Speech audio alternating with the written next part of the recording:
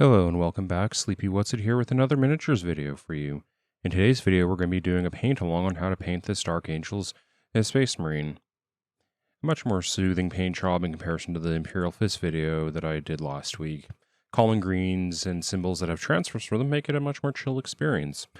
If you haven't seen one of my paint along videos before, welcome, I hope you stick around.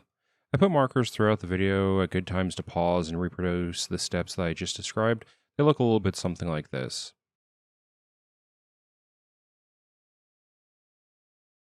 This paint scheme is meant to be accessible to beginners, so I'm going to be keeping the techniques relatively simple, doing things like base coating, shading, dry brushing, and just a little bit of layering. The paint palette also is going to be relatively small, only using Citadel paints. Each section of the paint job is going to be roughly base coat, shade, then highlight. I may indicate multiple colors that I highlight with, but if you only have one of them or just the original color, then you can just use that and not do these extra steps. How we're going to be going about painting a structure around, doing basically a simple basic thing, and then refining that to improve it. So realistically, you can stop at any point for any of the colors and get a decent paint job for that part of the model. None of this, you have to work through 6 stages of hideousness to get something that looks amazing. You can just kind of stop anywhere along the way. You can think of this the highlighting I'm doing as more advanced techniques or something that's aspirational if you're a completely new beginner, so don't get too fussed about it. With all that out of the way, let's get down to some painting.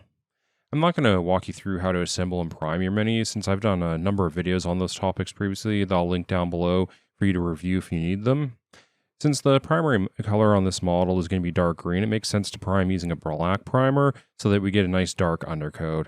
If you're going to be doing many angels, you may want to invest in a dark green rattle can primer from Vallejo, Citadel, or Army Painter so that you can get your painting and base coating done in a single pass.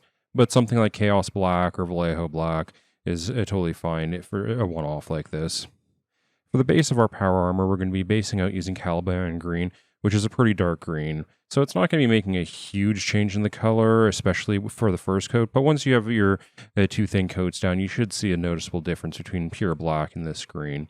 Even though this is a very dark green to begin with, we are still going to be shading it with Nuln Oil. This is going to give us some basic panel lining for free in all the cracks and crevices, as well as naturally shading the underside elements a bit so we can start establishing our light direction.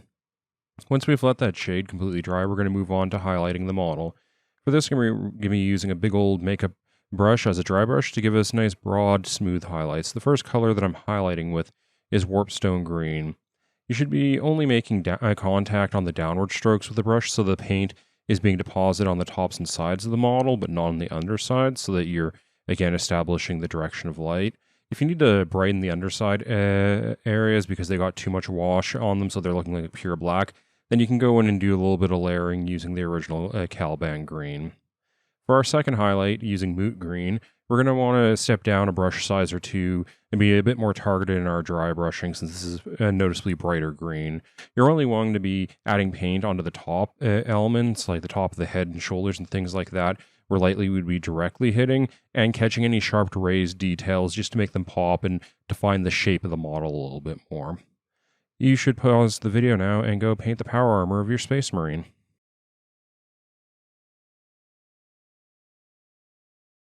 With the power armor painted, we're going to move on to painting secondary color on the details so that we can differentiate between a Dark Angel Space Marine and just a generic green Space Marine.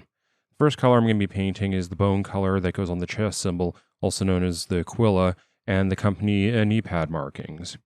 Any aged bone recipe will work here, but I'm going to be demonstrating a specific one here using common modern Citadel colors, just in case you haven't been painting undead hordes since the mid-90s. Our base color here is going to be Zandri Dust, which is going to be used to cover the entirety of the Aquila. For the company marking, I'm going with a simple vertical half bone, half green design for the 6th company. The Dark Angels Codex will have all the details for the heraldry of the chapter if you're wanting to do something a little bit different. After the base coat is done, we're going to be shading using Seraphim Sepia, which is a light brown wash. You could use Agrax Earthshade here if you don't have Sepia, but this that's more of an umber color, so it's going to come out looking a little bit dirty and dingy, which isn't necessarily what we want. Once your shade is dried, you're going to want to do 2 highlighting passes. First, using Ushabti Bone, we're going to be doing a thin edge highlight on the feathers and the skull of the Aquila, and just kind of a standard directional highlighting layering on the upper side of the knee portion. And the second highlight is going to be a much more precise highlight using Screaming Skull. For the Aquila, it should be basically just point highlighting, just kind of catching the ends of the feathers and any of the really raised details of the skull. And then for the knee pad, it should just be a point in the middle of where you put your first highlight, just to really drive home the direction that the light is coming from. You can pause the video now and go paint the bone-colored regions of your Space Marine.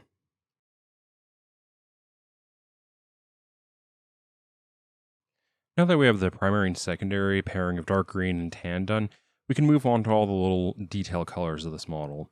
The first area that we're going to tackle is all of the black regions, which is mostly the grip on the front bottom section of the bolter and the ribbing in the joints of the power armor for this model.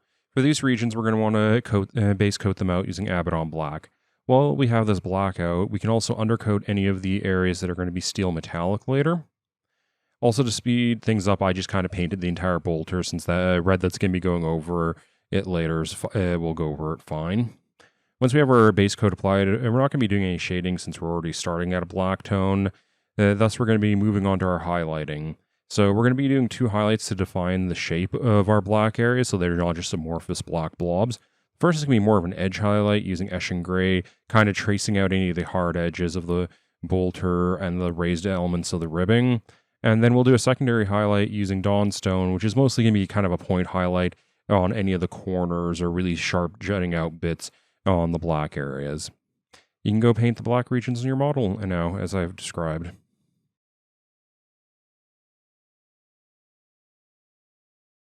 With the black regions of the model, then we're just going to roll into painting the gray steel regions. This is going to be some of the elements like of the bolter, like the grip, the muzzle, scope, as well as things like vents and pipes on the power armor, and the auspex if your model is holding one. Since we undercoated these using Abaddon Black in the previous stage, we can just jump into applying our metallic base paint.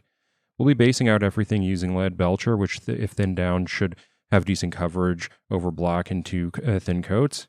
Then to define the details, we're going to be doing a wash of all these steel areas using Nuln Oil. Once that shade is dried, we can come in and do some edge highlighting using Runefang Steel to define the bright areas and just generally make the shapes pop a little bit more. For metallics, I've moved to only doing a single highlight when I'm doing tabletop quality, but if you're wanting to do more detailed highlighting, like point highlights or giving the impression of surface scratches, wear, things like that, you can use Stormhost Silver as the next step up in your gray metallic. At some point, I touched a little bit of thinned down Tesseract Glow on the Auspex screen area to give it a little bit of a glow effect, if you're wondering how I did that later. Now you can pause your video and go paint all the steel regions of your model.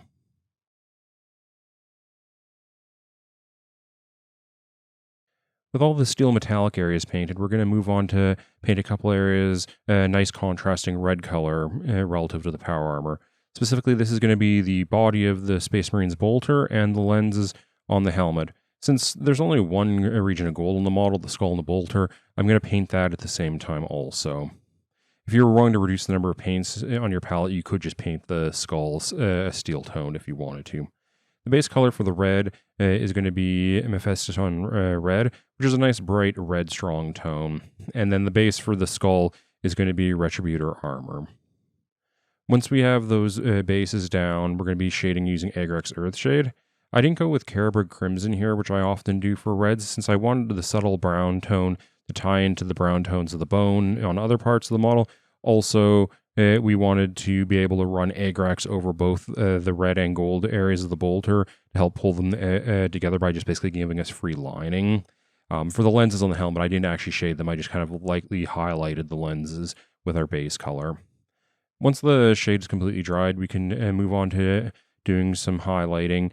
For the skull, I used Auric Gold, and for the bolter and the lenses, the first highlighting was done using Evil Sunz Scarlet. On the bolter, we're just doing edge highlighting to kind of pull along the hard edges of the bolter, like we're not trying to do any like feathering or fading together. And then for a second highlight on the red, we're going to be doing a point highlight using Wild Rider Red. So this is kind of like the corners or really sharp elements of the bolter that are red, and then you can kind of like the center, or like the front center of the lenses to kind of give a sense of what direction they're looking. You can pause the video now and go paint the bolter lenses and skull on your model.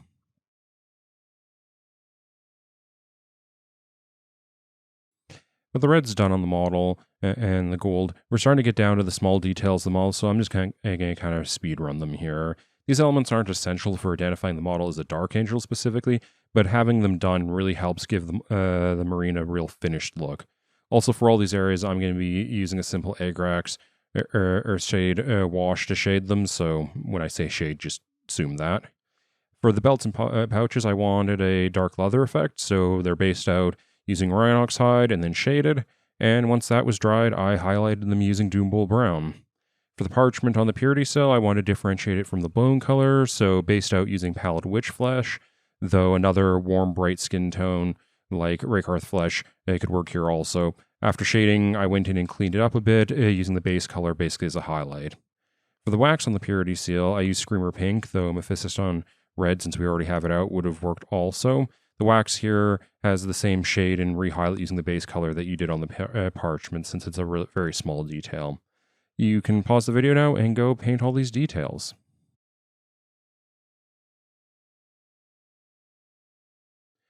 With all the paints applied to the model, we can move on to adding the squad/role markings on one shoulder and the chapter symbol to the other shoulder. Thankfully, the transfer sheet that comes with the 9th edition starter boxes has all the symbols that we're going to need, so I don't have to freehand anything this time. To begin the process, I'm going to seal the shoulder pads, so when applying the transfers, I don't pull up paint. I've used Reaper Gloss sealer for this, but basically any brush-on varnish should work. The left shoulder with the chapter emblem is going to be really simple, so let's start off with that. I just cut it out from the transfer sheet since we have them, just the white winged sword, then toss in some water for about 30 seconds to loosen off the paper. Then I applied it to the shoulder and got it positioned how I wanted. Since it's such a large transfer relative to the curve of the shoulder, it was wrinkling a bit, so I had to use some decal softener to get rid of those wrinkles. I use one that's made by a Green Stuff World, but there's a variety of brands of transfer solvent available. I've heard good things about Microsol, which seems to be much more commonly available. But yeah, basically your local hobby store will probably have something like this. Once the transfer is dried, we just seal it so it doesn't get damaged. And we're done getting our chapter emblem done. You can pause now and go apply the chapter emblem before proceeding to the slightly more complex squad marking on the other shoulder.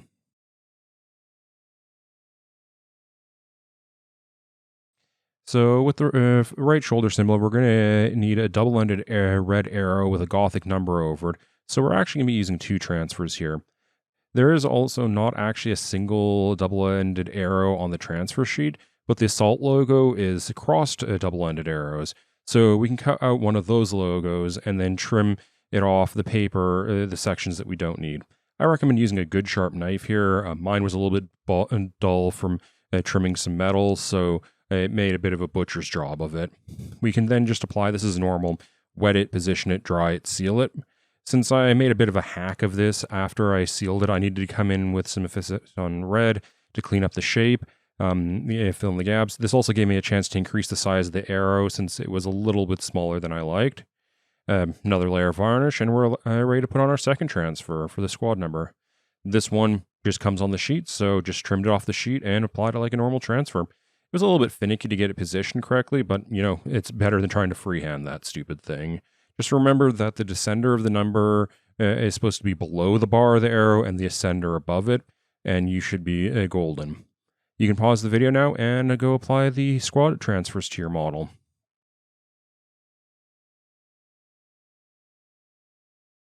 With the transfers applied, we're in the final stretch now of painting this model and just need to finish off the basing. Since we had some yellows in the form of the bone color and green does have a yellow component to it, I decided I wanted a more sandy soil base to this model, though I was very tempted to go just full Christmas on this and give it a nice bright red base. Anyway, for texture paste, I used Zandri Dust.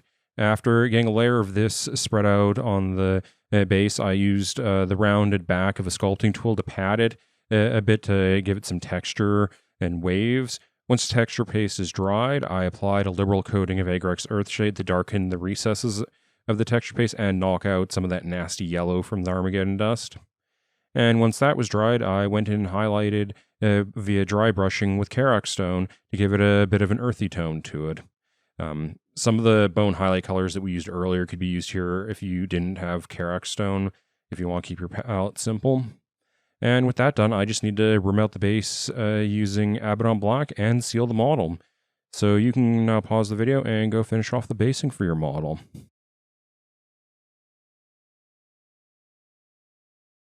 So here's how my Dark Angel turned out. Of all the Space Marines I've painted in this series, I think I like this one the most, to be honest. I'm obviously partial to greens given the aesthetic of my channel, and I like dark greens, so the aesthetics really worked for me. And also there just was no real finicky colors or stupid weirdness for transfers or freehanding or any nonsense like this. I could see myself putting a squad of these boys together for something like Kill Team, though admittedly I might go with something like Sons of Medusa since I do prefer the lore for Iron Hands. Plus, you know, I just would love to be able to paint some eye-searingly green Space Marines. Anyway, as I mentioned in the Imperial Fist video, this is probably going to be my last Space Marines video for the foreseeable future. I might come back to complete the main Loyalist chapters, but for the near future, I'm going to be focusing on videos that don't really require me to paint their own whole separate project from other things I'm doing. So I'm probably going to do videos about like my Old Hammer Vampire Counts army that I'm building, or do a little bit more theory or review stuff that doesn't require like painting an entire model. Hopefully this will help me get the publishing rate back up for videos since I've been down to like almost once a month there. So hopefully you'll see more content and just generally better content. Thank you for watching. I hope you enjoyed the video and found it informative. If you did, please give the video a like. If you want to see more content like this, please subscribe to the channel. If you're wanting to support the channel more materially by helping pay for captioning and supplies, I do have an account over on Ko-fi that I can accept funds through. And other than that, I look forward to seeing you in the next one.